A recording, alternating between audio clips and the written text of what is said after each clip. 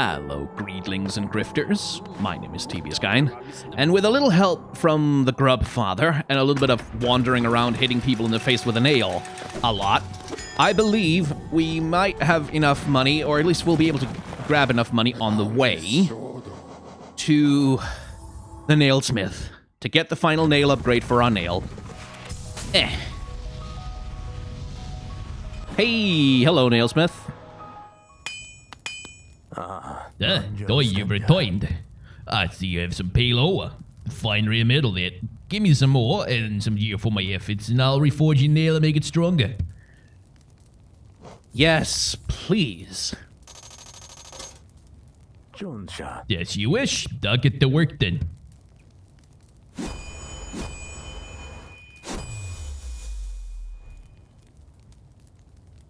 It's done. The reforging is done.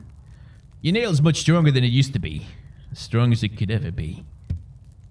It is... only your weapon ever seen such the potential. Finally I behold the majesty of a pure nail.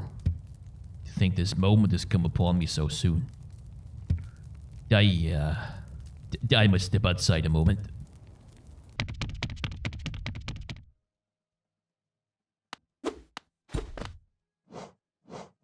Ooh.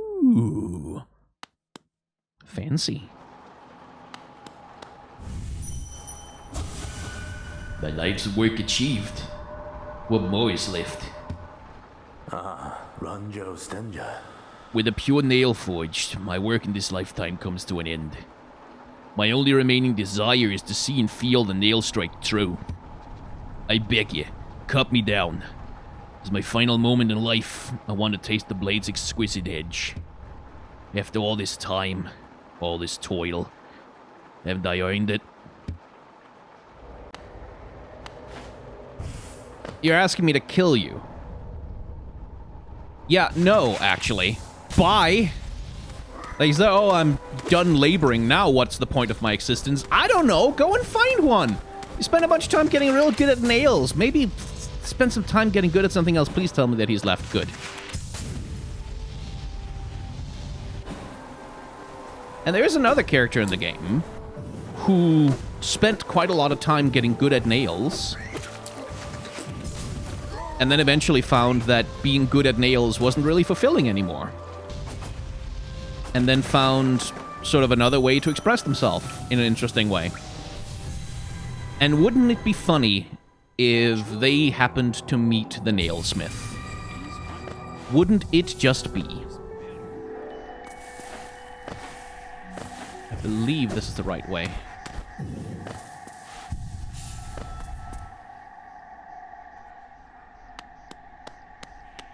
Ah, yes! There we are. Oh, look who's joined us. We have quite a merry crowd now, don't we? This fellow came wandering into my hut, quite distraught on his own quest for a new calling in life. We talked and found a common love of creating and building and honing a craft, so now we make art together. It's good to have company. I hadn't realized how lonely I was. It's like being with my brothers again. Stay with us if you like. Oh, hello, traveler. How strange that we should meet again in a world as vast as this. I must thank you for not killing me when I asked you to. I was irritated at first, but I had some time to think up there, and I soon saw the wisdom in your decision. The world is made of more than just metal and weapons. I set out exploring and soon found my way here. Shia is a master of many arts and has promised to teach me what he can. I think I'll be quite happy here. An age spent toiling alone. This is much nicer. My brother... Oh, yeah.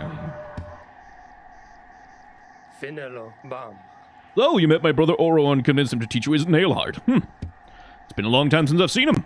I wonder how much he's changed. He always seemed to be haunted by something, though I never learned what.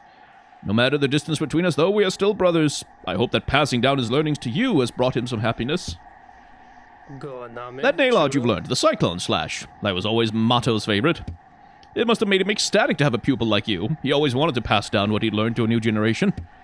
He was not the most skilled pupil himself, but his enthusiasm and kindness set him apart. I'm glad he achieved what he desired for so long, to be a teacher. That charm! Only the great nail sage could have given that to you. Seeing how strong you've become. It almost makes me want to take up my nail once more. But no, I should stay on my current path. I'll keep working on my art. If the great nail sage ever comes by, I'll want to show him how far I've come.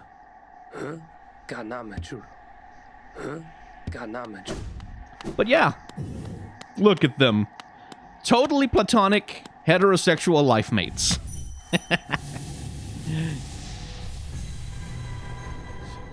I'm conflicted, because on the one hand, there is a place called the Path of Pain, which is what it sounds like. It's a path that is painful, and I wouldn't mind showing it to you, but on the other hand, it's called the Path of Pain for a reason, and I kind of...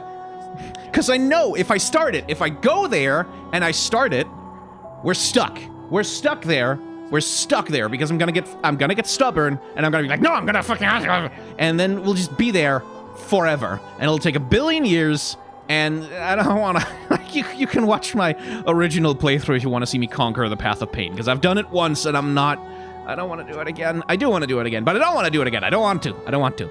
The other thing we could do is we could go and find Godhome, so I could show you how to activate that DLC, but on the other hand, I don't care that much because it is just boss fights. Like, so the story of Godhome, basically, is that there's this bug way down in a trash heap at the bottom of the world who dreams of the gods, and like who dreams of like what the bugs would consider the gods, which is to say the Pale King, but also all of the bosses that we have fought, all of these very powerful bugs that it reveres as gods, essentially. And his dream is so powerful that it recreates idealized versions of those gods in its dreams, which then you can go and fight to establish yourself at the top of the pantheon of Hallownest. And there is a tiny scene at the end of it, where if you do that, you go, you get... It doesn't change anything in terms of lore, I don't think. I don't think it really does much. It's a little Easter egg thing that you can get if you really want to be a completionist. There's also the flower quest. I don't remember how to get to that, but somewhere in the world there is a glade of flowers where a bug will request that you take a flower from there to the grave of their lover, which I believe is located in Queen's Gardens somewhere. And if you do that, there's a little scene and you get a little thing. And you can also take that flower and take it to some other creatures here and there. And again, that's stuff that can add a few Easter eggs to the endings of the game. But to be quite honest, I think you should, if you're very interested, you should just look those up on YouTube, because they are, like... It is like endgame, super completionist if you absolutely cannot get enough of this... Oh, right, they explode. If you absolutely cannot get enough of this game, and you must have more. It's that kind of content. And I'm a little bit like, I have played through Hollow Knight once already. I'm good. I've seen the things that it has to show. So I'm okay. And you can, as I said, you can find them on YouTube if you're really curious. As for us, we are going to talk a little bit about this game in general. Temple of the Black Egg. And some of the themes that are at play. Because I've sort of alluded to it before, but the Pale King is, in my opinion anyway, like, this is my reading of the game. You don't have to agree with it, and it's not like 100%, it's not like my reading is canon or anything. But my reading is that the Pale King is a bit of a charlatan. A narcissist. Not necessarily an evil person as such. I think the Pale King had the best of intentions. And created Hallownest, like came here as a worm and remade himself as a bug and created the kingdom of Hallownest by displacing the previous ruler of Hallownest, the Radiance, and forcing the bugs to forget them. But created this kingdom, this kingdom that venerates the Pale King as their leader, but in return for which the bugs gained security, they gained culture, they gained the opportunity to come together and collaborate and, like, build a society. And that was all sort of good, mostly good. Like, we've been to the backstage of Hallownest. We've seen how shoddy a lot of it was. We've seen that the Pale King didn't have, like, an obviously superior ideology to which all other bugs immediately ascribed. The mantises were independent, the distant village and its spider creatures were independent, the bees were independent. They didn't really see, no, actually, just like, good for you, but we're not interested. And, like, alliances were made, and, like, politics was done. And the ultimate flaw in the Pale King's plan there was that in creating Hallownest, in creating this closely packed, very sort of dense kingdom that was all animated by that particular kind of devotion to him, it also rendered it vulnerable. Because the thing, and this is why it might be valuable to complete the Path of Pain, the reason, at least in my reading, that the Hollow Knight fails to contain the Radiance is that it is not a pure vessel. It is not completely pure. It has an idea in its head, and that idea is a connection with the Pale King, a certain faithfulness to the Pale King, because there is, at the end of the Path of Pain, if you bother to go there and complete it, what you get is one tiny little scene between the Pale King and the Hollow Knight before all of this, where the Pale King just can't help but show a little bit of paternal affection towards the vessel, and where the vessel gets that idea, like where the vessel becomes no longer completely hollow and void, but contains a feeling now. A feeling perhaps of devotion or of care, or like some idea of devotion specifically towards the Pale King, because I think that's the difference maker. When you go around Hallownest, everywhere that was dedicated to the Pale King, you see infection. Those are the people who get hit by the infection. Those are the people who get touched by it. Those are the areas that are touched by the infection. It's everywhere that had any kind of connection to or loyalty towards the Pale King, because those are the people that the Radiance is targeting. But the places that are not loyal at all to the Pale King, pretty much immune. Like the Mantis Village, for example, like the Bee's Nest. They're not infected the same way. Like it sort of creeps in eventually, but like they retain some resistance to it because they are not infected with the idea of the Pale King as king. And that's the thing, and I'm rambling here, I don't really have a script plotted out for this, but I think that's the thing that the Radiance really represents, is that it's ultimately a corruption of the fundamental idea of Hallownest. It's a corruption of the fundamental idea of the hierarchy of the Pale King. It's this, like, the Radiance and the way that it infects bugs and turns them into these mindless, slavishly obedient sort of husks of zombies that follow only one overriding impulse, which is to worship the light, worship the light, worship the light, is a sort of perverted parody of the way that the bugs venerate the Pale King. Like, it's an inversion of the Pale King's ideology. And it's a subversion of it. Like, the reason the Radiance is able to take over these bugs' minds is because they're already primed to think that way. They just think that way towards the Pale King, and you can argue that they do it out of their own free will, and the Radiance is able to piggyback off of that and say, okay, now turn that devotion, like that single-minded attention, turn that away from the Pale King and towards me. And so for societies that don't think in those terms, like that don't have that slavish obedience to authority, they are much more resistant to the influence of the Radiance.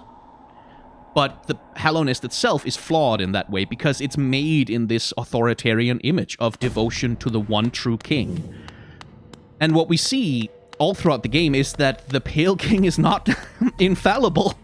The Pale King is not a perfect ruler, but his entire kingdom and the entirety of Hallownest is contingent on that. It's contingent on his perfection.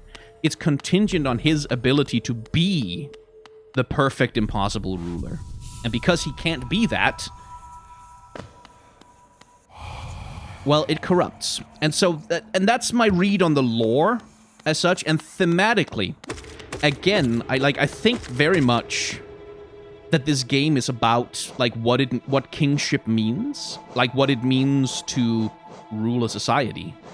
And we see that with our little knight here. We bear the king's brand. We use the monarch wings. Like, we are identified as before we turned it into the Void Heart, like, we are identified with all of the markings and trappings of power and control and rulership. Like, that's the role that we've taken on, is we've sort of taken over the Pale King's role as the singular savior of Hallownest, except we can't save Hallownest alone. We can't do that. As you'll see, the thing that saves Hallownest from the Radiance ultimately is not one pure vessel.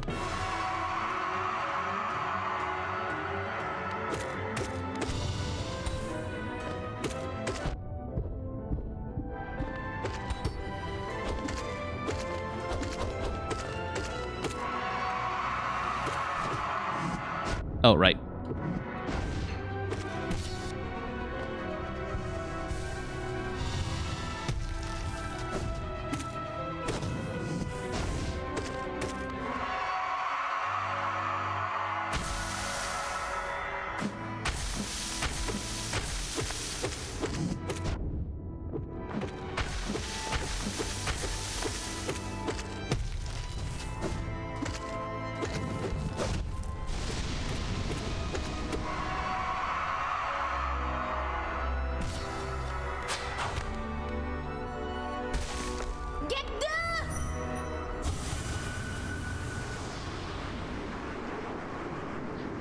And the reason I think there is such a specific connection between the Pale King and the Radiance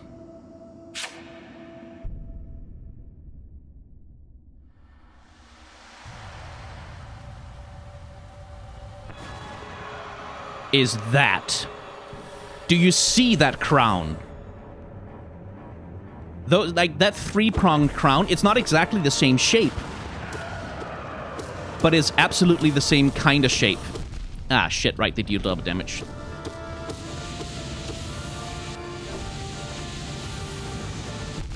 Oh, bloody hell, right. They are not the most difficult boss fight in the game, by the way. Ah! I should really have taken... Oi! I should really have taken, Don't do that, please. Get down! Yeah! Right, you have to dash through that.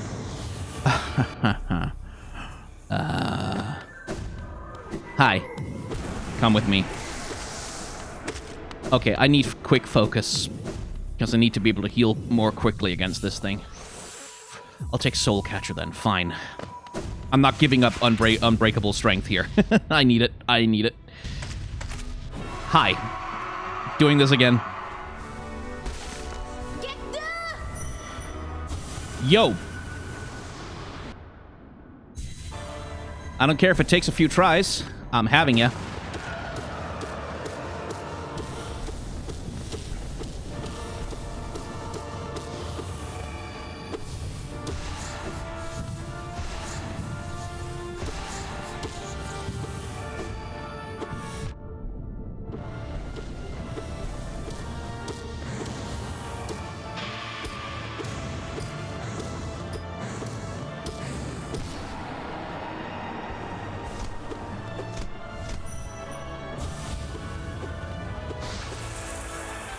Okay, that's phase one.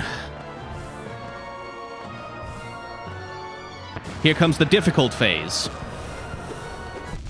Ah.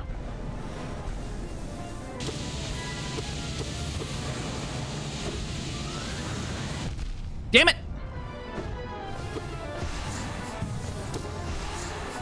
Fuck! God, hell and blast.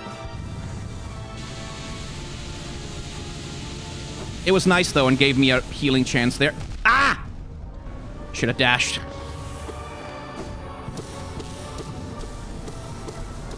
Get down! No! Ah! I couldn't see where the beam was. I couldn't see it against the yellow. Ah. Darn it. Oh, well. It went better this time, at least.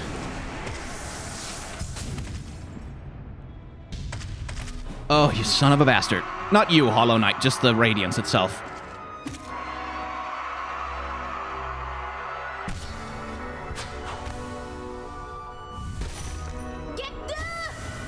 Okay.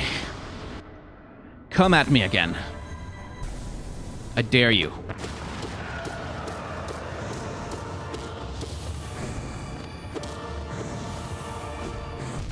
Ugh.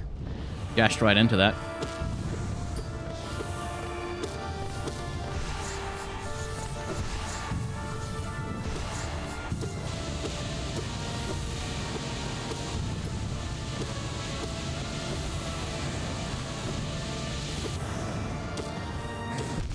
Damn it! Wanted to dash through the spear, but I got the timing wrong.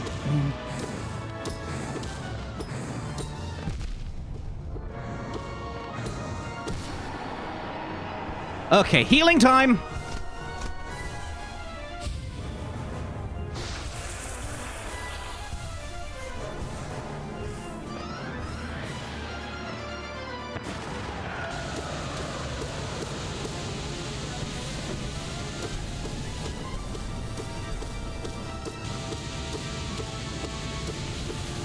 Oh, you were being really nice to me there.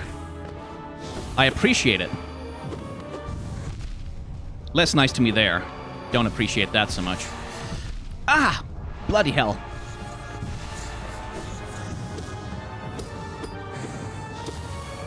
Ah.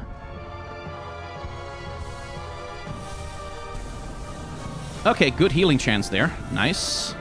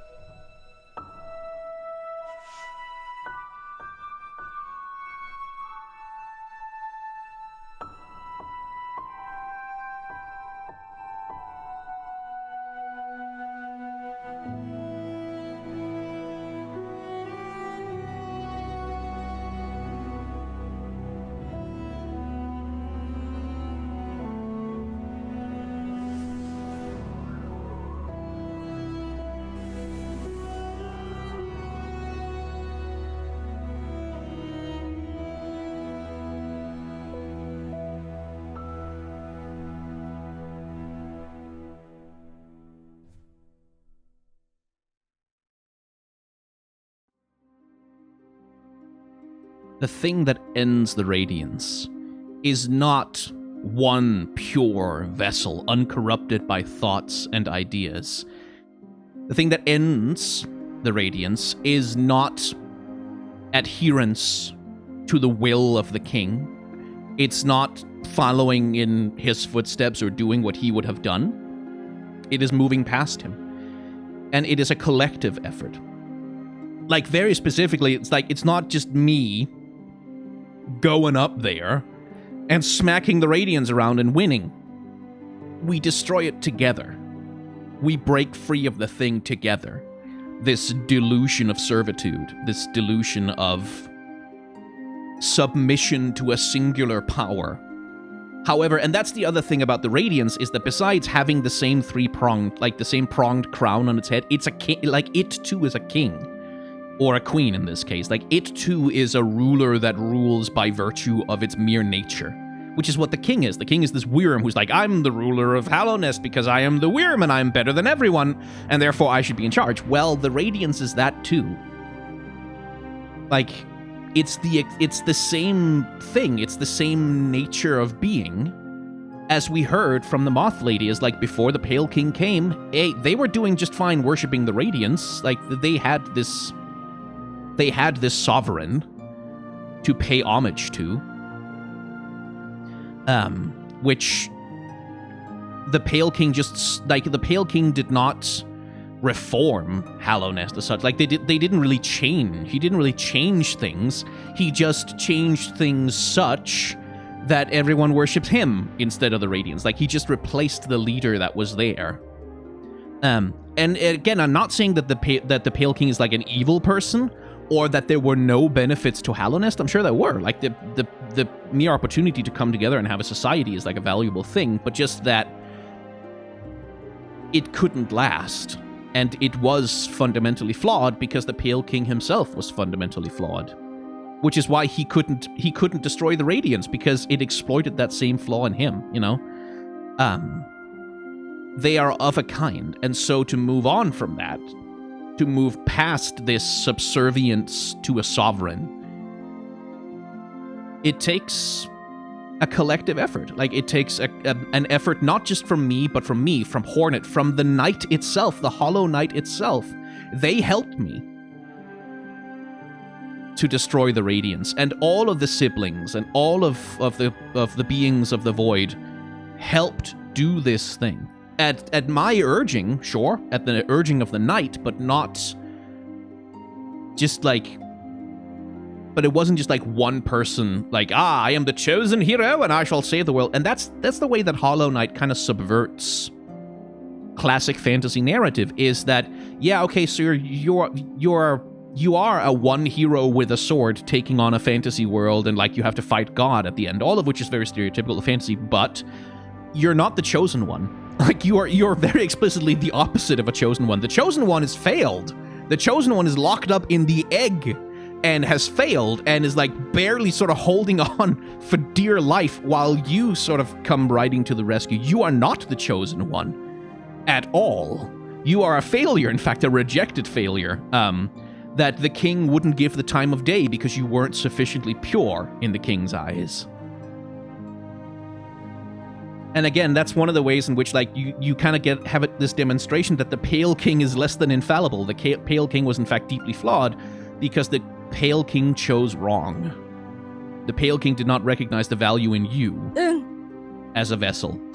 It chose the Hollow Knight instead, and that was not a good decision because it didn't work. Right? Like, so many times in the game, I feel we have this demonstration that the Pale King kind of screwed shit up. Like, kind of screwed the pooch.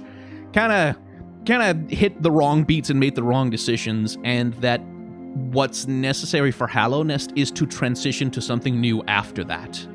Not just to try and rebuild Hallownest, not to try and remake the Pale King's empire, not to try and like return to an imagined glorious golden age, because there is no such thing. Because before the Pale King, it was the Radiance, which is a thing of the same nature. And so everyone and everything in Hallownest is sort of like the reason why all this tragedy happens to all the bugs of Hallownest, the reason why like there's so much misery and so much death, and all these ghosts everywhere in Hallownest, the ghosts of the dead linger on, trapped in this dream of the kingdom of Hallownest. And the reason they do that is because the Pale King and the Radiance decided to have a slap fight. Because the Wyrm took away the Radiance's toys, and now the Radiance wants them back. And everyone else has to suffer for that. Because these two, like, narcissistic dickheads had to have a little dick-swinging contest over whomst could be the best of the sovereigns. And so, again, to me, it's significant that the thing that ends the Radiance definitively, and also ends, like, the reign of the Pale King and his beliefs about what the world of Hallownest should be, is a collective effort of the rejected. of the useless. Like, every single sibling that rose up with the void along with us is a reject. It's one that was judged unfit to be a pure vessel and thrown into a pit at the bottom of the world, worthless and unloved, until we come along and say, hey, no, actually, maybe a better world can be built by us. Not by the gods, but by us. Maybe we can do that. The rejects, the one that they consider below them, beneath them, worthless, useless. We can do something about this. And so, if you wanted to do a socialist reading, which you can, it's there. Like, the material is there for a Marxist reading of Hollow Knight, if you want it. Lots of people don't, and I respect that, but, you know, it's there. And I'm not really saying my reading is necessarily, like, materialist, Marxist, as such. Like, I don't think they built a communist utopia after this. I don't think that's in the game at all. Any idea of, like a collective future, where everyone shares resources and, like, that's not in the game. I don't think it has that ideological bent. I'm just saying you can make that reading if you want to. What I think is much more a thing of, like, no gods and no kings. Like, an exhortation towards that, hey, having gods and having kings, like, that can go wrong, actually. That's like, maybe it's not a good idea to exist in complete subservience to a deeply flawed power that will use you as fodder for its own ambitions without thinking twice. Maybe that's not a great idea.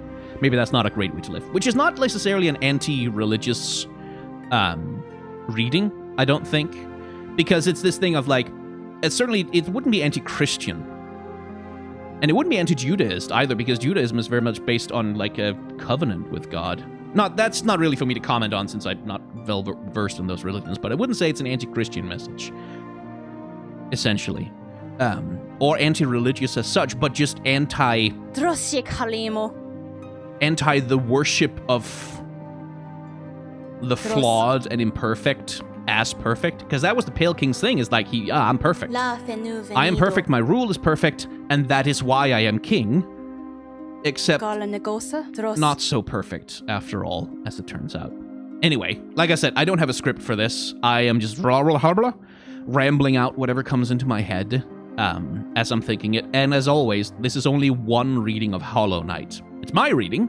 It's the one it's the thought that I am left with after playing this game. But you may have your own, and if you are so inclined, you can tell me about it down in the comments down below. I'd be curious to hear them. Especially if you have one that's very different from mine, I'd be very curious to hear that. But yeah, I think we'll cut this episode here. And you let me know in the comments, also, whether you'd like to see me take on some of the ultra-hard optional bosses in the game. I'll give them a couple of shots at most. I'm not guarantee that I'm gonna beat them. I can show them off to you, if you would like me to. Let me know in the comments. I'm sure the answer will be yes. But if enough people say that, hey, yeah, actually, we would like to see that, we can do that. Otherwise, thank you very much for following me through Hallownest and through another playthrough of Hollow Knight, a very good game that I started playing again exclusively because I fucking want Silksong so bad, you guys. I want it so bad. I want Silksong, Team Cherry. Please tell us something about the darn game. I'm sure they will when they're ready. I mean, I imagine COVID fucked them pretty hard, so here's hoping they're okay and they're not crunching, and that we'll get the game in a good state without people working themselves to death to deliver it to us. Anyway, if you've enjoyed watching this episode of Hollow Knight, you can hit the like, comment, and subscribe buttons down below, and that'll let you know when more stuff happens on this particular channel, which, you know, maybe you want to know about that. That would be cool if you wanted to know about that. I also have a Patreon, a merchandise store, and a tip jar, and memberships are available on this channel, and they give you access to they give you early access to the videos that go up on this channel. Like, usually things will be scheduled out, and they'll sort of go up over a long period of time, but if you are a member, you get early access. And the money from those monetization things help me pay for my editor, who does such a good job of making these episodes making these episodes more watchable. I shouldn't try to talk through a hiccup. And if you want to help me pay them, then you can just use the monetization options to do that. And if not, if you're not in a position to be able to, or you don't want to, then you don't have to worry about it. It's completely okay. Thank you very much for watching. Please Please remember to wear a mask, wash your hands, take the vaccine when it comes. I will have mine in September, and I can't wait. And try to act with solidarity towards those who are working to make the world a better place.